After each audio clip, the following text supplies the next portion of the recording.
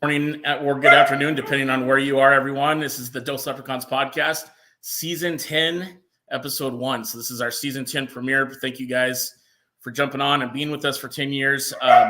Sorry for the husky in the background. But yeah, we're going to talk about the blue gold game from yesterday. We're going to talk about the NFL draft that's coming up on Thursday.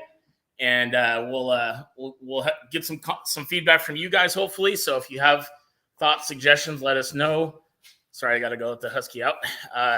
And then, we'll get into it here. So we got Jeff Stribiak on. Sorry, dude, I already messed it up, even though I asked you pre-show. One of the Dose Leprechauns media staff persons. So thanks, Jeff, for jumping on. How you doing? Good, man. Just a Sunday afternoon after a fantastic blue and gold game with high expectations heading into the fall. So I'm actually in a great mood.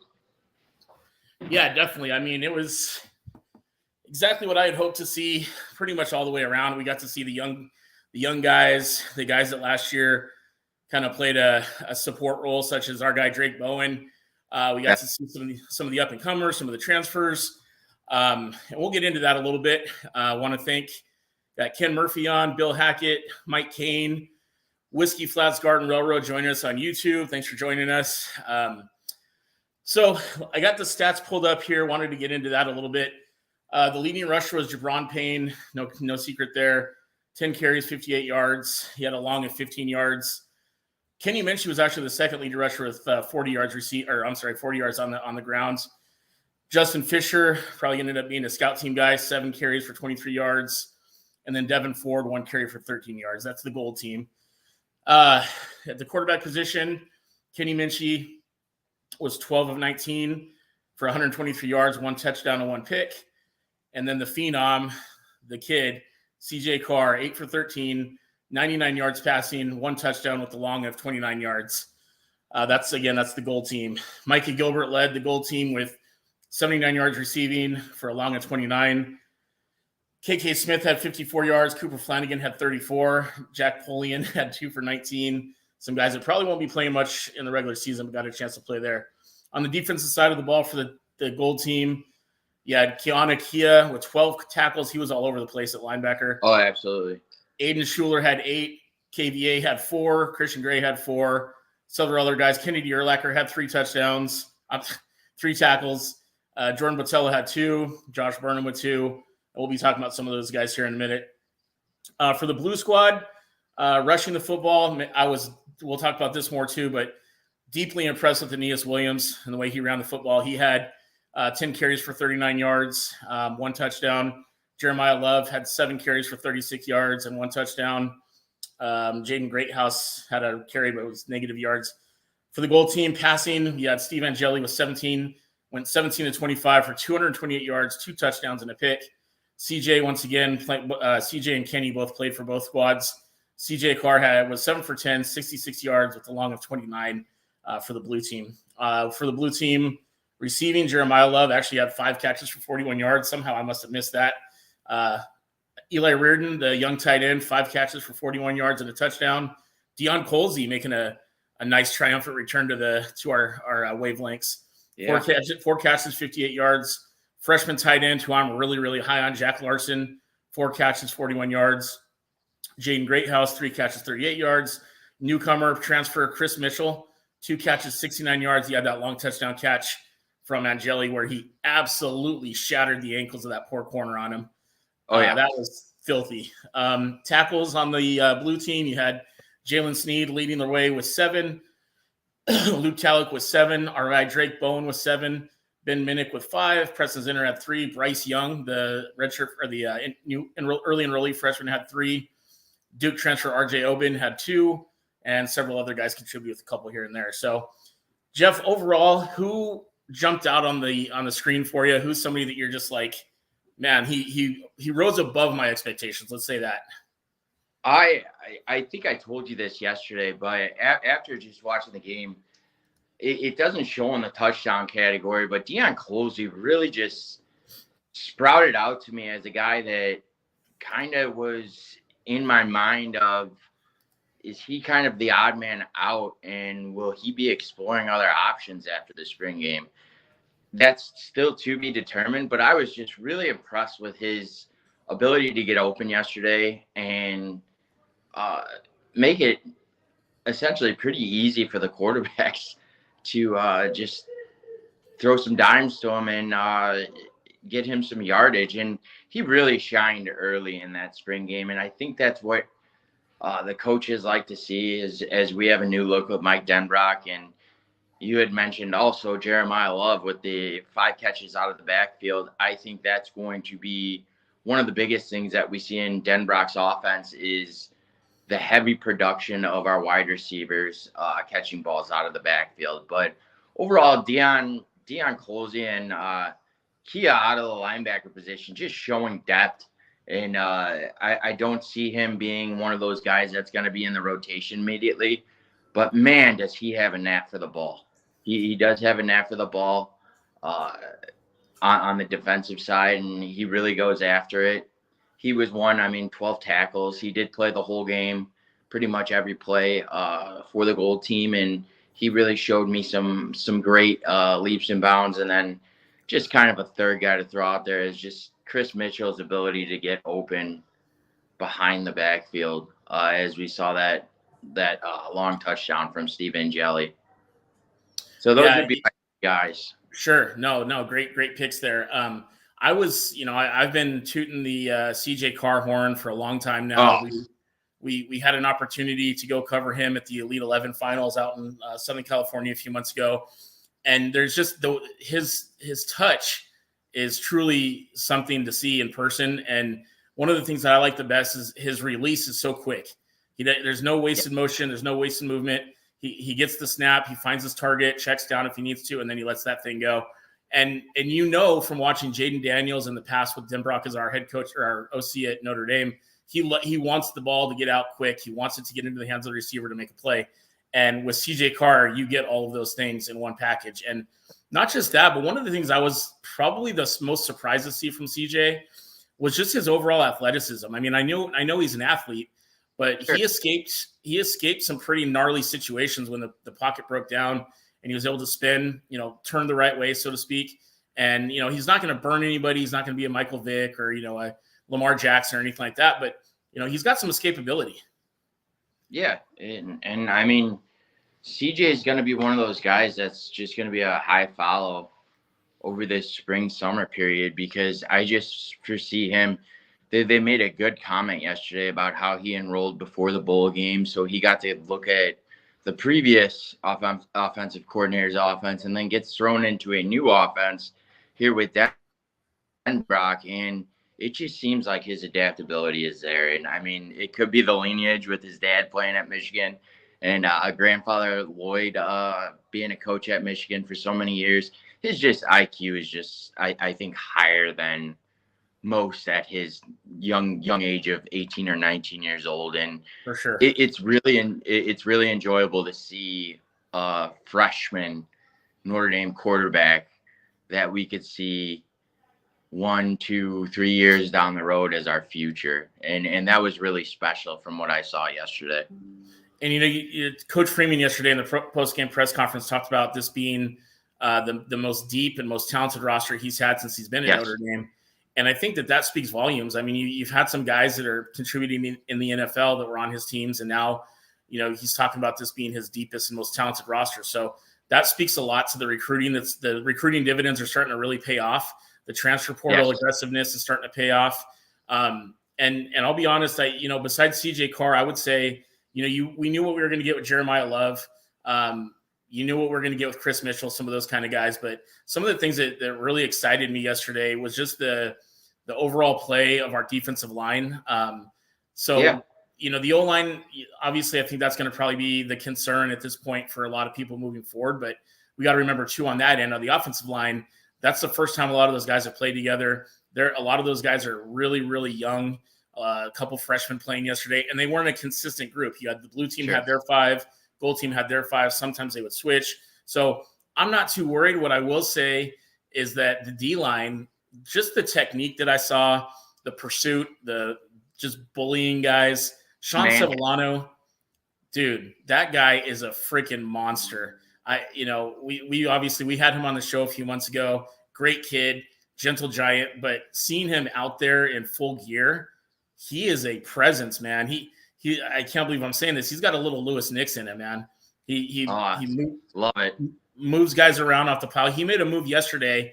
He did a club swim over the center and just destroyed the running back. And that, we haven't had that nastiness at the nose position or at the D tackle position in quite some time. So as if I couldn't be any higher on Sevillano, they call him Big Bear. Man, one of the most impressive guys I saw yesterday outside of the guys that everybody talks about, the KVAs, the Bowens, the usual. Like that. The usual suspects. And let's talk about the linebackers. So D-line, you know what you're going to get from Jordan Botelho. Riley Mills I don't think Riley Mills even played, but Riley Mills is going to do what he does. Oben's going to do what he does. Linebacker-wise, I demand to see some combo of Drake Bowen, Jalen Sneed, and KVA on the field at all times.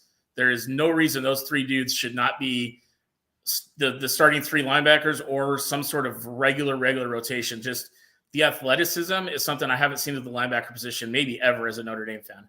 Yes, I think one of the biggest things that I saw, and as you know, my relationship with Drake, I've been following him for the past 5-6 seasons of him playing high school football, is just his presence on the field. I've seen Drake grow exponentially as a person, maturity-wise, as well as physicality. I mean, he's a presence at that middle linebacker position, where I was like, man, Drake was always known for his just like get downhill fast, get downhill. Now he is disrupting the pass game, and that's like he's taking it to another level. He had a great play out of the backfield where there was I think a throw out to the flat that he covered perfectly. And then he was a big influence in that interception by either Talich or Minich yesterday. It was Talich. Where he completely face guarded the wide receiver, and it gave Talich a wide open lane. So that was my biggest thing. KVA made a nice play backing up in cover 2, which was noticed. And then, I mean, when we talk about Jalen Sneed, he's just a bullet, man. He's just a bullet, and he's like that uncontrolled chaos out there when he's out there, and there's a nice balance, because I think when you get Jack out there with his veteran leadership, and then Drake's gonna, I think, it's gonna be the changing of the guard from JD Bertrand to Drake Bowen at the Mike linebacker position. I think you're going to see a lot more athleticism and speed, and that's not a knock to JD. It's just the type of athlete Drake is. For sure. So, and you saw glimpses of that last year when Drake got on the field, the Stanford game specifically. Yeah. He played a lot of reps. He got a lot of reps in that game, and you saw what he can bring to the table with a very limited understanding of Golden's sometimes complicated defense. But yeah, Drake excites me. KVA excites me. Jalen Sneed has always excited me. And I just think that the sky's the limit with that group, man. They're so athletic, but they're also strong, big. They can tackle. The fundamentals are there, and you can tell that there's a lot of time spent on the fundamentals with these guys. Yeah, you don't see a lot of whiffs, right? Like you don't see them step up and whiff on a tackle. You see them make good form tackles that you want your Pop Warner kids to make, right? So yeah, I could not be more excited about linebacker. Max Bulla is an incredible coach. I mean, the guy is going to end up being a defensive coordinator one day. But you can just tell that with his impact, and his coaching, this group has an opportunity to be very special. You could just tell. I was gonna, if you weren't gonna say it, I was about Max. That he is a special individual, and Notre Dame's lucky to have him still around. After last year, we heard rumblings through some of the insiders that Max is a coveted possible assistant coach on a Power 5 staff, and we snagged him up and made him the linebackers coach, as it was deserved. And just through my relationships within Notre Dame, it was nice to see, because a lot of those guys lean on Max and leaned on Max last year. And with a younger linebacking core this year, with the exception of Jack Kaiser. I think it's just going to be so special to have him around with a youthful linebacking core with so much athleticism and talent. I think Max is going to be that great bridge for them to stay on even keel. Because Sure. Al Golden kind of acts as the facilitator. Al Golden's like here, and he's throwing out the plays. Like these position coaches, I don't think a lot of people understand how important they are to the football team. Yep. Yeah, no, great point, man. And I think that you see that when you get really good coaches in there. The wide receivers look like they've taken a step forward with our new coach. That the running backs with Coach McCullough obviously is going to be one of the strengths of this football team. Faithful.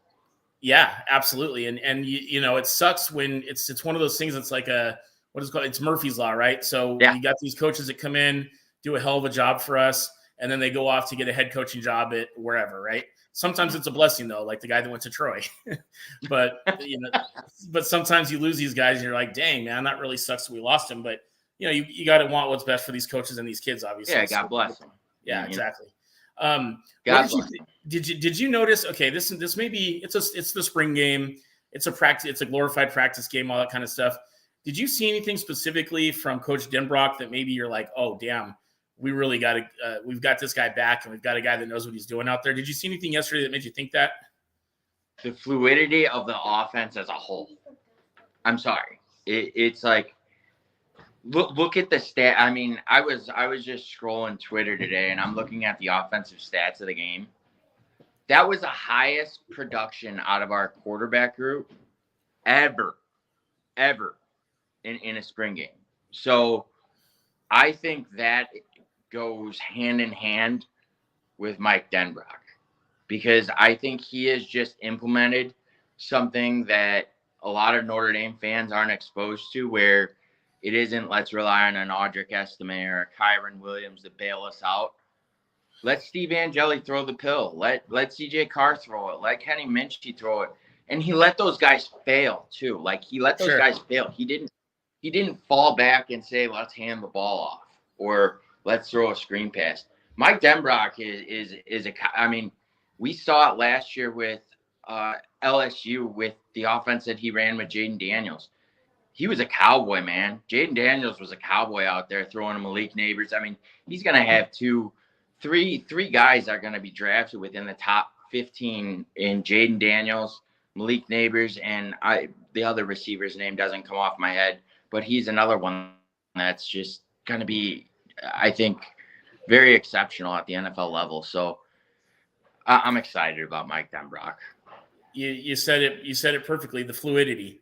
Last year with Coach Parker, you just beat yourself over the head with the consistent hand the ball off to Audric. Couldn't get anything handed off again. And then put Hartman in a 3rd and 15, and he's doing the best he can, but he didn't have the receivers. And then we got an interception. So yeah, the fluidity. One of the things I noticed really quickly was that there was a couple of plays in a row, and I think it was Minchey that was QB at that point, where the pocket collapsed really quickly. You could tell the O-line was struggling a little bit. No sooner did that happen, Denbrock called a quick little slant play just to get the ball out there, just to get your quarterback an opportunity to make a play, and picked up a first down. Now, again, spring game, practice game. But yeah, that's the kind of stuff that I want to see it's the adjustments that Tommy Rees couldn't make, that Mike Denbrock or that Jared Parker couldn't make, that I think Denbrock I think we talked about it in our chat group, as a gray-haired coach is something that he's going to bring to the table for sure. Just a wealth of knowledge, man. Just the complete wealth of knowledge of Mike Denbrock. And just when we hired him, one of the things that stuck with me right away was him saying Notre Dame was home. And that's what I want to see out of a well-tenured coach. Mike's been around for a long time. Tight end coach, offensive line coach in previous lives. He's got a full embodiment of what it takes to be a good offensive coordinator at the Power 5 level to get Notre Dame from here to here, talking when we're playing big time teams when it comes to like a possible college football playoff scenario. To that point, Jeff, I think, we look at the schedule last year and I was like, wow, that's that was a tough schedule, and obviously it was, right? But Yeah. you look at the schedule this year, and you may think, this it's manageable. It's manageable, but it's still a tough schedule. We're starting the season off in College Station. Still got to play a pretty decent Louisville team. Florida State's going to, everybody's got Florida State in the playoffs already, which I don't quite understand that, but whatever. They're still going to be good.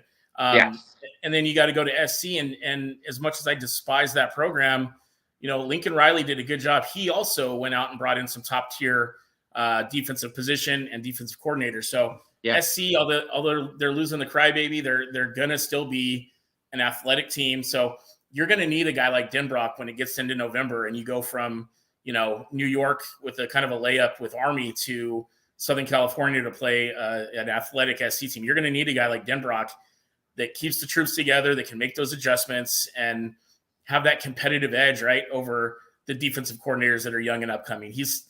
You saw it with LSU last year. Brian Kelly, say what you want about him, but he can bring in the guys that can coach him up, and that's what he did with Denbrock. And I think to your point also, with Denbrock saying Notre Dame is home, I mean, LSU doesn't pay chump change. They got Kelly away from us with a bag.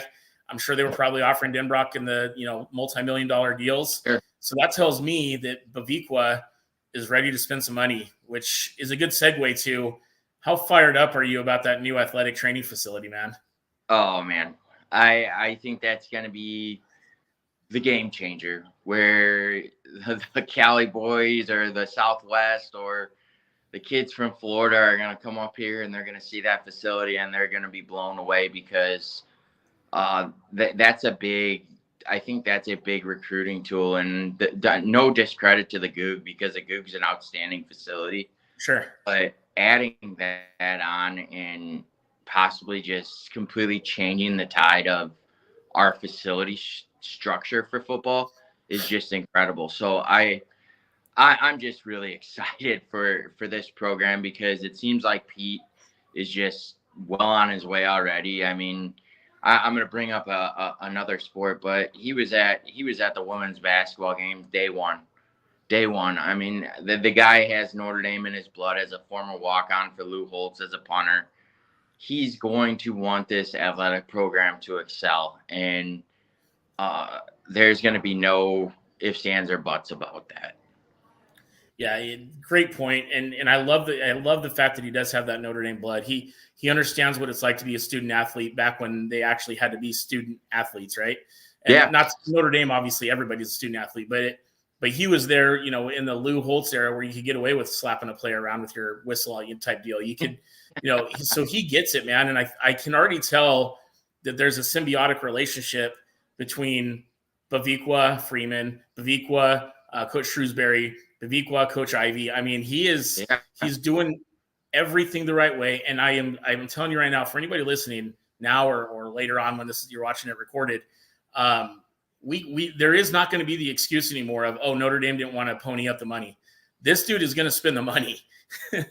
I think that, I don't think we should be going out and giving some of these guys, Justin Scott, the defensive tackle that everybody was losing their mind over. I don't think we should be giving these kids millions of dollars if they've never played a snap outside of high school football. That said, you can now offer them, whatever money, whatever dollar amount NIL looks like, whatever. But the exposure, I mean, look at you see Xavier Watson, some of these other guys, Dick's Sporting Goods is hooking them up with all kinds of gear. That was big. I saw that this weekend.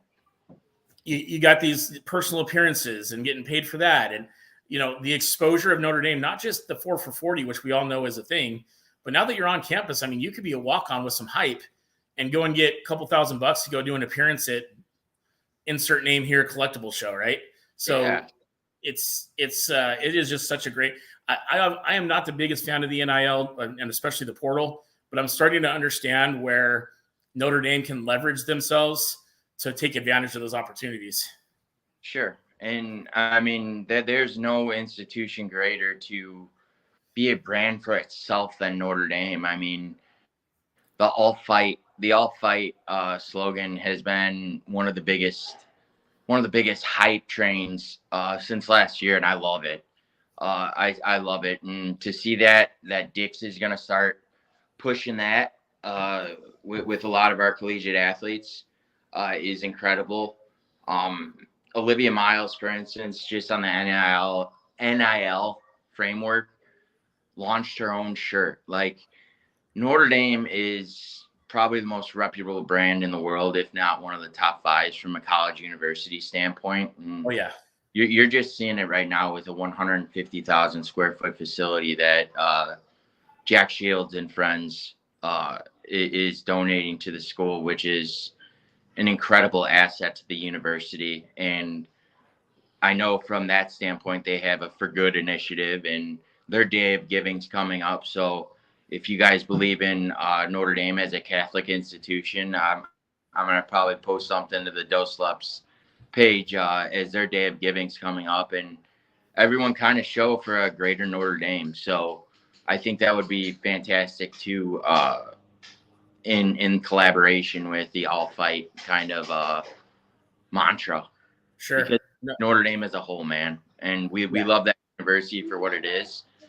We love that university for what it is, and it's as a whole for the educational and athletic standpoint. Yep. No, it's true. And it's going to take, we're going to have to keep, I know everybody complains about the $85 polo shirts from Under Armour and all that kind of stuff. But at the end of the day, I don't have a problem dropping that kind of dime if it means that we can go out and get, a big name 5-star recruit that maybe we couldn't get without the NIL funds. And it sucks to have to think that way, but guess what? Life is all about change and how you manage change. And if you don't change, if you don't make the change, people are going to make it for you. And I want us to be successful. So I'm going to do what it takes. Let's move on to the next topic here. What's up? I'm sorry. Go ahead. Go ahead, Jeff. No, I was agreeing. I think just the collective, I think that's being pushed by Brady Quinn is going to start to get backed by a lot of Notre Dame brass too, as far as NIL funds. For sure. Tap onto that, but moving on, my friend.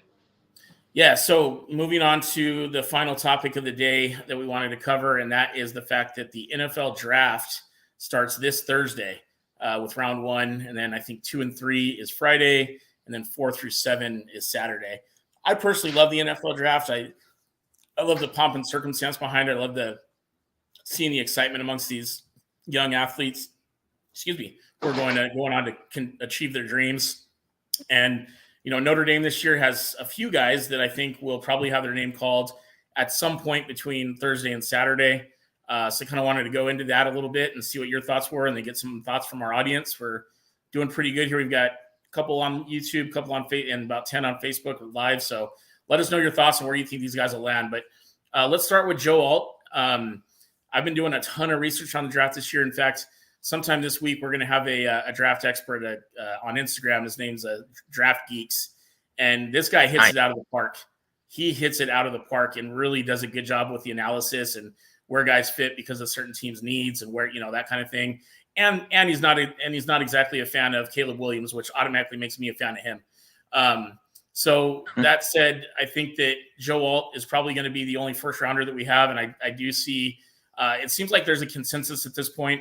Joe Alt going, I think it's number 7 or 8 to the Tennessee Titans. Yes. Thoughts on that? What do you think? I do like the fit. I'm sure he would have loved to block for King Henry, but I think they moved on for that. And it seems like Tennessee's just kind of revamping, and they're starting at their weakest frame, which is their offensive line. Would I love to see Joe Alt fall to 9 to my beloved Chicago Bears? I would, but I don't think that's going to happen. No. I'm in a position right now where I'm literally clawing my eyes out because I know what we're going to draft at 1. But I do see a lot of Joe Alt to the Tennessee Titans, and I think Joe Alt's like a Quentin Nelson kind of pick when it comes to that, where it's going to be like, guy's going to be an All-Pro. It's just inevitable. Yeah. Joe Alt is one of the freakiest athletes at O-line I've seen in a long, long time. He definitely, Quentin Nelson's a great example of that, or a great comparison, I should say. He's athletic, he's quick, he's nasty, good teammate. He's going to be a perennial All-Pro for sure. Probably in his first year. So Joe Alt, I think consensus top 10 pick, probably number 7 to the Titans. And then it gets a little weird, right? Like I've seen. Hold on, let's see. They both have any little. Ben Hayes. This is a good comment I want to hit on real quick. Going back to the NIL, Ben Hayes says, "Why the hate for both? They both help Indy level out the playing field since other schools still have a competitive advantage over Indy." That's a good point, Ben. And the two hosts here today, we don't hate it. I don't think that's not the sense I get. I think some of the audience might be not the greatest fan of it, but I do think that it's starting to benefit our program as much as it is others, especially now with an AD that's willing to get out there and, as the kids say, drop the bag. Yeah, I just to hit on that, Ben. I don't really hate the idea of NIL. It's just the fact of the playing field was so skewed, and Notre Dame wasn't going to budge, and that just makes you a little upset as a fan for the program because we didn't have exactly that. Now I think there's a standard where it's starting to level out the playing field. So I'm not opposed to it. I love seeing kids getting rewarded, but a lot of the pre-snap money that some of these kids are seeing, that's where I kind of draw a line, and I do see that balancing out here in the future. Absolutely. Let's see. So moving on, like I said, it gets a little weird after Joe Alt. I've seen some crazy projections for some of these guys, and I've kind of started to look at what I'm not saying necessarily a team, but kind of around. And when I see some of these guys going, I think one guy that a lot of us aren't thinking about because he's been injured so much, but could potentially get drafted relatively high, is Cam Hart. Big kid, can play. He's got some great fundamentals, aggressive, good ball skills. I could see Cam Hart being a third-round guy, honestly. Huge. Yeah, huge, just huge Senior Bowl, huge combine. Was one of the highest graded at the Senior Bowl at his cornerback position. He's 6'2". He is probably a defensive coordinator's dream and a wide receiver's nightmare. Yep. I mean, a lot of people don't see that him and Ben Morrison locked down the number one receiver in the draft for only 41 yards or 38 yards, I believe, at Notre Dame Stadium. So I could see him going in the third round for sure, and he's going to be an immediate asset for any team. So Cam Hart, we're both kind of thinking third round. Let us know what you think on that one. The next guy that I think is going to get drafted is actually going to be Blake Fisher. A lot of fans complained about his time at Indy. He really didn't have the year I wanted him to have as a junior or this last year. But he's a big dude. He can move. He's got good feet, good technique. He's still a good offensive lineman. I think that he might have gotten, I don't want to say he got lazy, but I think he might have rested on his laurels a little bit. Sure. That said, I could see him being a good pro.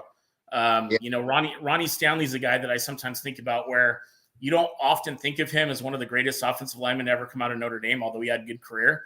But he's having a freaking perennial Pro Bowl NFL career with the Ravens. So I could see Blake Fisher following a similar path, getting some really top-notch offensive line coaching, the details that they put into the game at the NFL level. I could see him being I actually see Blake going in the third round. I think Jason, I've even seen some teams taking him at the latter end of the second, just because of the need for offensive linemen and the depth at offensive linemen in today's football, where I think that's just becoming a more coveted position. And the offensive lineman for this year is kind of at a low point where Blake Fisher is considered one of the higher guys on the tackle position. Be on the lookout for Blake. I think maybe day two, maybe the beginning of day two, or towards the latter end. He could go 2 to 4 in my brain. Sure. Yeah, no, absolutely. I'll stick with my third, but I could definitely see the second round happening. Like you said, it's not a deep tackle class. So yeah, why not? Jimbo Mueller just had a funny comment. He said, Bears have to protect the diva, so they will trade up and get Alt. I would love it. I would love it because you know whose jersey I would go run out and get, like I did with Cole Kmet?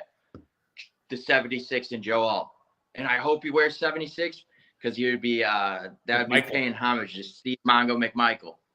Mongo, the madman. You know what? Hey, I'm with it. I'm with it 100%. I just want him to go top 10. That's it. But Joining Cole Kmet, and they've got a couple. I think Sam Mustipher, is it Sam Mustipher still on the Bears? Yes. He slid in and out. I think he's with a different organization now. And same thing with Alex Bars. They were both with the Bears. They were both with the Bears for a period of time. I think we let go of Mustipher though. Yeah, I think so. Okay. Well, yeah. So, but he got that as a. Let's see. Next up, so we talked about Blake Fisher, Cam Hart, and Joe Alt, of course. So the next guy I see drafting would probably be somewhere in the early 4th round, and that's our boy, the train, the Estime Express, Audric Estime. Will go down as a legend at Notre Dame, no doubt. Telling you right now, everybody listening, anybody that cares, whether you're a Notre Dame fan or not, Estime is going to have himself an NFL career. He is literally Jerome Bettis 2.0. And he's going to make somebody a very happy head coach. And I've seen actually 3, including Mel Kiper, projections for Estime that I'm starting to really get into. And that is with the defending NFC champion San Francisco 49ers, which I think would be sweet to play behind Frank Gore. CMC. Yeah, exactly. Frank Gore 2.0 to play behind CMC, who is going to get hurt at some point, right? The miles are starting to add up. You got the Elijah Mitchell kid who's good, but you got that thunder and lightning combo anytime you have Estime in the fold. Yeah, Audric's just a special human being, man. His attitude throughout this whole draft process has been great because he didn't have the greatest combine, but you didn't see many of the guys at the combine do 5 events like he did. Right.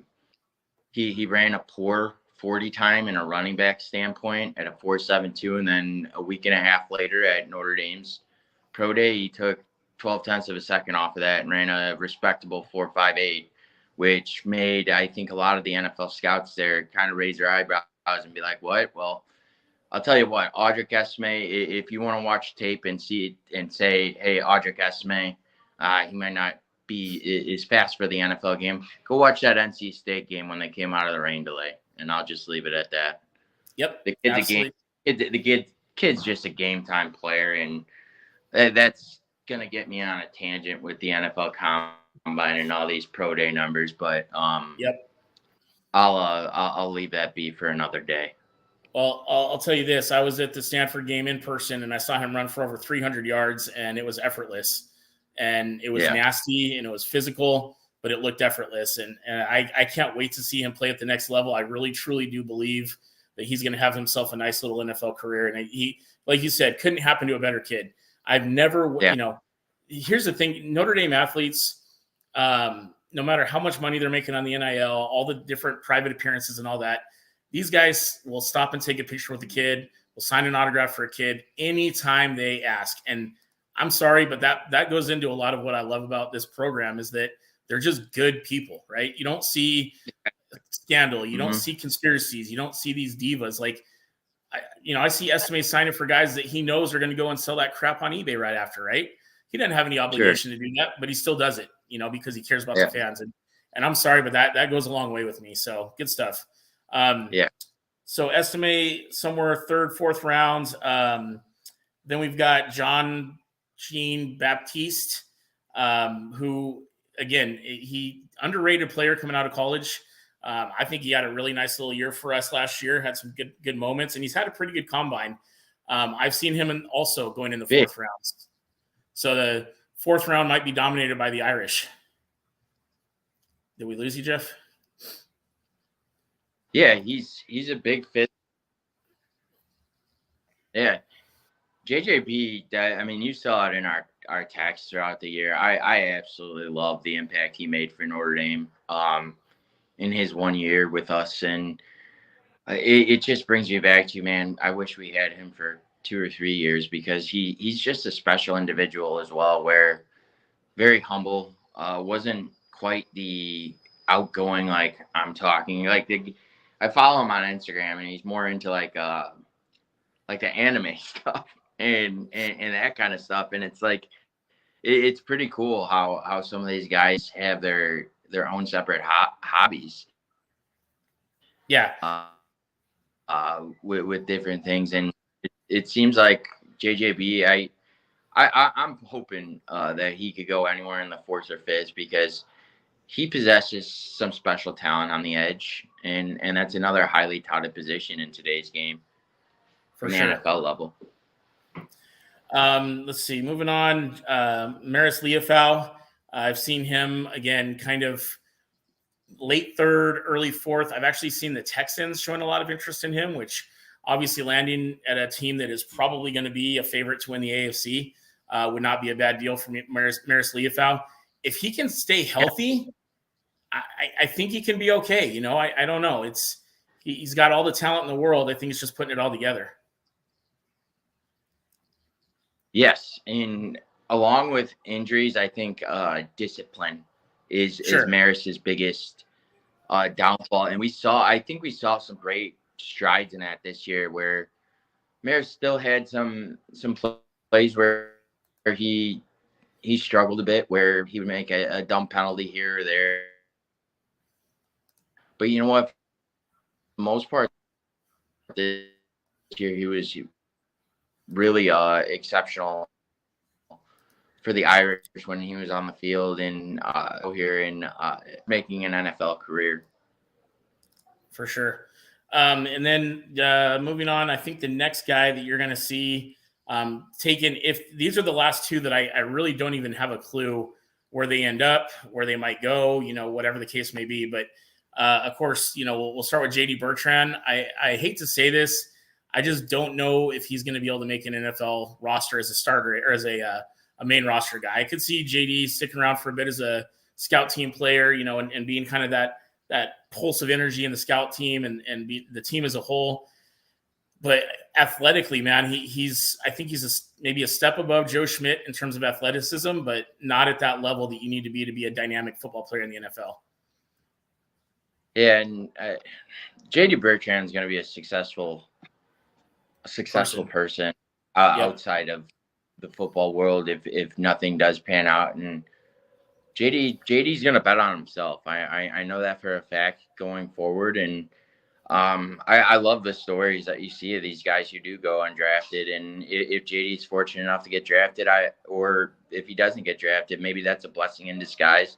Sure. Because I think he's going to earn his way somewhere in some way, shape, and form. And he's going to outwork the guys who may have more talent than him. And that's what he did at Notre Dame for the longest time. And he definitely has life after football made too, as he was an academic All-American. I mean, the All-State good hands. I mean, JD Bertrand's just a great human being that's going to be very successful regardless.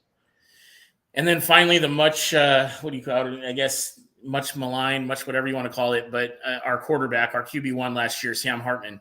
I don't think I've ever seen a guy embrace Notre Dame in 1 year like he did. Just ate all of it up. Really enjoyed the Indy experience. You know, like you talked about with Baptiste. I would have loved to have seen Hartman in a Notre Dame uniform a lot sooner. You know, you think about the Jack Cohn days and things like that. Nothing against Jack Cohn, but come on, it's Jack freaking Cohn. But, you know, Hartman he was a leader on the field and off. And I don't know what happened. I still think, and I don't know if you got any insight on this, Jeff, I still think he got hurt in that Ohio State game, man. He just was not the same after that. That's an interesting point. And we could discuss that all we want. His production did go down significantly, and he just didn't look like the same person. And I do think that affected some of his stock in relation to this year's draft, because Sam was being talked about as like the third to fifth best quarterback in this draft class, and he really bounced himself towards the bottom of that list nearing towards the end of the year, just because of some games such as Louisville, Pitt. I mean, he threw a couple interceptions that game and just didn't look at polish, and even USC having very limited output. Sam's going to be a good scout team quarterback, third string quarterback for someone who picks him up, and he's going to bring I think he'll bring a wealth of knowledge because of his background as a college football player, as For we sure. like to make fun of. I mean, he was 25, manning a bunch of 18, 19 to 22-year-olds. So I think Sam does at least get a shot on an NFL roster. He doesn't really have the size going for him, not necessarily his speed. He is a smart quarterback. When it comes to the X's and O's, it's just sometimes implementing it on the field with Sam. So again, another guy who had a very, very well-renowned NCAA career with Wake Forest, and then yes, I will say I'm my wife and I are Notre Dame season ticket holders, and I would be remiss if I said that Sam Hartman wasn't shown 2+ times on the sideline this year, and the crowd absolutely just went mad no matter how successful or bad he did. Yep. He embraced Notre Dame, and Notre Dame embraced him as well. Now, is it for the looks? Who knows? The long hair, beard, looking like a caveman appearance. I don't know, but Sam was good for Notre Dame this past season, and we showed him that love back. But he's another guy where I do see it hard for him to make that NFL roster right off the bat, and he's going to have to work for it. Yeah, I unfortunately don't see Sam getting drafted. I think he'll be a non-roster invitee and probably will make a team somewhere as a scout team type deal. It's interesting. I know I was listening to Sean McVay back, this was probably 6-7 months ago, and he specifically out of nowhere referenced Sam Hartman. So I could see the Rams taking a flyer on him, That would be an interesting. Yeah, well, Stafford's got limited time left, let's be honest. Yeah. So they got to start and I'm not saying Hartman's going to go in and replace Stafford. I just think that, like you said, he could be a third string guy that could come in and say, hey, what's up, bud? This is how we get things done as a professional, and this is how it's going to be. Follow me, right? So yeah, I could see that happening. And that's perfect for Sean McVay because, as we know, he's a very my way or the highway kind of guy where I'm going to tell you this and you do it. Or you're not going to play for me anymore. Yeah. Cool, man. Well, hey, this was a lot of fun. Real quick, before we go, I want to get your thoughts super quick on what you thought about the shirt this year. I'm going to tell you, I was actually talking about this with my younger brother, who's a huge fan as well. I like it, man. It's got like kind of a vintage feel to it with the Four Horsemen, as well as a tradition with the old like Notre Dame helmet. If you like look back on former Notre Dame like champion shirts, it's kind of the same look where it has the tradition 24 with that helmet. I think I have like my dad or something had an old champion shirt. It's got a vintage feel to it, Jason. So I don't mind it. The color, I'm still kind of in between on like where do we go wrong from green to navy to now like that beige color. Yeah. I could care less and give two. I'm still gonna buy it. Same. It's a cool design. As Lunchbox said in our group text, he loves the design. It's just the shirt as a whole. I thought the students did a great job on it though. And same. And like you said, no matter what, I'm buying it. I mean, even when it fit like crap the last few years, I still bought it and wear it as like a workout shirt or whatever. But this year, supposedly they fixed the neck, which is great. And if that's the case, I'll probably buy a few because I always want to represent out here in BFE freaking Arizona. So yeah, man. But all right, brother. Well, hey, thanks again for joining. And you were a great co-host filling in for Nate. For all of you asking, which is pretty much everybody, where Nate's at. Nate had to work today. He's a working man now, going to college as well. Working man. He's actually working at Safeway grocery store right here in our neighborhood, doing a good job. Proud of the dude. But he'll obviously be on whenever he can. He contributes on the page. He's staying active, still getting after it. So he'll be back, but we'll always have a co-host because we are the Dos Leprechauns. But Jeff, you were great, brother, and we'll talk soon in our group chat. Yeah, go Irish. Go Irish, baby. Let's go. All right, that was our buddy Jeff, one of the Dos Leprechauns admin with us. We love that guy. He had an opportunity to coach Drake Bowen in high school a little bit, so definitely brings some great insight to NFL Indy football. So good show today. I got a chance to cover a lot of stuff. couple quick announcements, logistical things here. So please follow us on YouTube. If you're not subscribing, please do so. We really are going to be working hard to grow our YouTube channel. We're going to be doing some contests, some trivia, some other shenanigans. We'll just call it that. We got some things in the works that are really, really exciting. We're also going to be working with a company called Tail Greeter this year at the tailgates. Really cool company. Check them out. But as I mentioned on YouTube, for everybody that subscribes to us as of yesterday on Saturday, all the way through the end of this week. So at the end of the day, Friday, 8 o'clock Pacific, 11 o'clock Eastern time, PM, we're going to do a giveaway for a signed Xavier Watts jersey. That's courtesy of Forever Young Sports Cards. They did a private or a public signing with Xavier a few months ago, and we helped spread the word about that. So they sent us a jersey to raffle, to Riz, whatever you want to call it, off at the end of this contest. So it'll happen. We'll have that on the drawing on Friday. We'll do it live so you guys know we did it legit. So anybody that subscribes in the next week from yesterday on into this coming Friday will be in the drawing for the Xavier Watts signed jersey. So please go and subscribe on YouTube, share us, do whatever. If you've already subscribed, you'll be thrown in there too. And then as Jason Lynch said, so one of our other admins, Jason Lynch, one of our good buddies, been around Dos Leprechauns forever. He's going to fantasy camp this year. So look for some content on YouTube related to fantasy camp. You're not going to want to miss it. Lynch is an incredible dude, and we're so happy he's going back to camp. We've also got the Irish Giant here, Whiskey Flats Garden Railroad. Irish Giant, you all know who he is. The kilt wearing, motorcycle riding, whiskey drinking, giant Irish fan. Gary Canada is on here too. So Gary, we love you, brother. Can't wait to see you this season. It's going to be a great year, guys. So this is episode 1 of season 10. It's honestly insane that we've lasted 10 seasons and we're still having such a great time with it.